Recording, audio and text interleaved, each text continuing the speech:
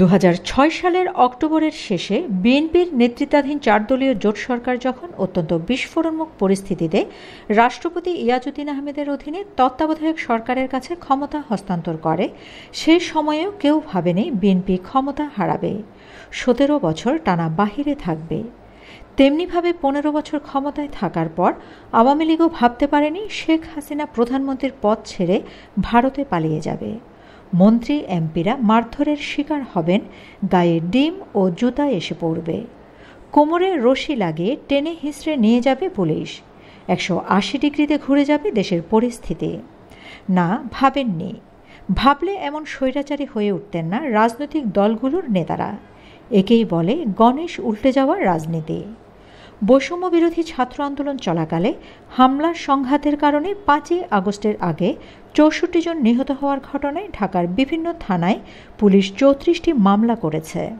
তাতে আসামি করা হয়েছে অজ্ঞাতনামা বিএনপি, জামায়াত ও কোটা আন্দোলনকারীদের। একই সময়ে স্বজনদের বাদী করে আরও 3টি হত্যা মামলা হয়, তাতেও একই রকম আসামি করা হয়। এখন বাদীদের কেউ কেউ থানায় গিয়ে নতুন করে এজাহার দিচ্ছেন।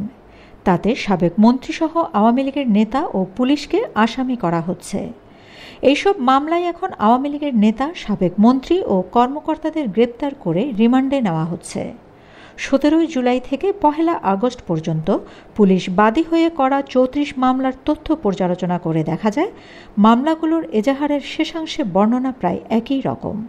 তাতে বলা হয়, বিএনপি ও জামায়াত এবং তাদের অঙ্গ সংগঠনের শীর্ষ নেতাদের নির্দেশে সন্ত্রাসী অথবা দুষ্কৃতিকারীরা আগ্নেয়াস্ত্র, বিস্ফোরক দ্রব্য ও মারাত্মক অস্ত্রশস্ত্র নিয়ে পুলিশকে আক্রমণ করে।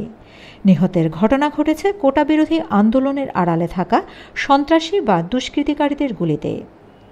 বৈষম্য বিরোধী ছাত্র আন্দোলন চলাকালে 16 জুলাই রাজধানীর নিউ মার্কেট এলাকায় 2 জন নিহত হন। তাদের একজন হকার শাহজাহান আলী। তার মা আয়েশা বেগমকে বাদী করে নিউ মার্কেট থানায় 17 জুলাই হত্যা মামলা হয়। ওই মামলায় 14 আগস্ট গ্রেপ্তার দেখানো হয় সাবেক আইনমন্ত্রী আনিসুল হক ও প্রধানমন্ত্রীর সাবেক উপদেষ্টা সালমান এফ রহমানকে। একই মামলায় 17 আগস্ট গ্রেপ্তার দেখানো হয় সেনাবাহিনী থেকে সদ্য অব্যাহতি পাওয়া মেজর জেনারেল জিয়াউল আহসানকে। 3 জনকেই এই মামলায় রিমান্ডে নিয়ে জিজ্ঞাসাবাদ করে পুলিশ। তবে আদালতে দেওয়া রিমান্ডের আবেদনে পুলিশ বলেছে, সবুজ আলী হত্যাকাণ্ডে উস্কানিদাতা ও হুকুমদাতা ছিলেন আনিসুল হক, সালমান এফ রহমান ও জিয়াউল আহসান। অথচ শাহজাহান আলী হত্যা মামলার এজাহারে বলা হয়েছে, কোটা বিরোধী অজ্ঞাতনামা আন্দোলনকারীরা, জামায়াত শিবির ও বিএনপির সশস্ত্র আসামিরা এক হয়ে অতর্কিতভাবে হকার শাহজাহান আলীর উপর আক্রমণ করে। গুরুতর জখম অবস্থায় শাহজাহান আলীকে ঢাকা মেডিকেল কলেজ হাসপাতালে নিয়ে যাওয়া হলে কর্তব্যরত চিকিৎসক তাকে মৃত ঘোষণা করেন। এ মামলায় আনিসুল হক ও সালমান এফ রহমানকে রিমান্ডে নেওয়ার 3 দিন পর 17 আগস্ট আদালতে একটি সংশোধনী এজাহার জমা দেয় নিউ মার্কেট থানা পুলিশ। তাতে বলা হয়, মামলার বাদী আয়েশা বেগম পুত্রশোকে কাতর ছিলেন, যে কারণে আগে তার দায়ের করা মামলার এজাহারে ভুলবশত আসামি হিসেবে বিএনপি, জামায়াত ও শিবিরের নাম উল্লেখ করেছেন। পরে তিনি মামলার আসামি হিসেবে অজ্ঞাতনামা দুষ্কৃতিকারীদের কথা উল্লেখ করে সংশোধিত এজাহার দিয়েছেন। 19 জুলাই পল্টন এলাকায় গুলিবিদ্ধ হয়ে মারা যান রিকশাচালক কামাল মিয়া। এ ঘটনায় পরদিন পল্টন থানায় মামলা হয়।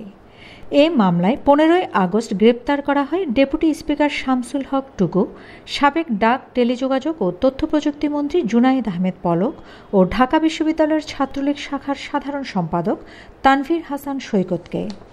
যদিও এই মামলায় আসামি করা হয় অজ্ঞাতনামা দুষ্কৃতিকারীদের। আওয়ামী লীগের সাংগঠনিক সম্পাদক আহমেদ হোসেন ও সদ্য অব্যাহতি পাওয়া রিয়াল অ্যাডমিরাল মোহাম্মদ সোহাইলকে 20 আগস্ট গ্রেপ্তার করা হয় পল্টন থানার আরেকটি মামলায়। মামলাটি হয়েছে 20 জুলাই নবীন তালুকদার নামে এক মুদি দোকানে নিহত হওয়ার ঘটনায় করা মামলায়। প্রথম এজাহারে বলা হয়, পুলিশ ও আন্দোলনকারীদের গুলি বিনিময়ের সময় গুলিবিদ্ধ হয়ে মারা যান নবীন তালুকদার। মামলার বাদী হলেন নবীনের স্ত্রী রুমা আক্তার। এ মামলার 1 মাস পর 20 আগস্ট থানায় আরেকটি এজাহার জমা পড়ে রুমা আক্তারের সই করা।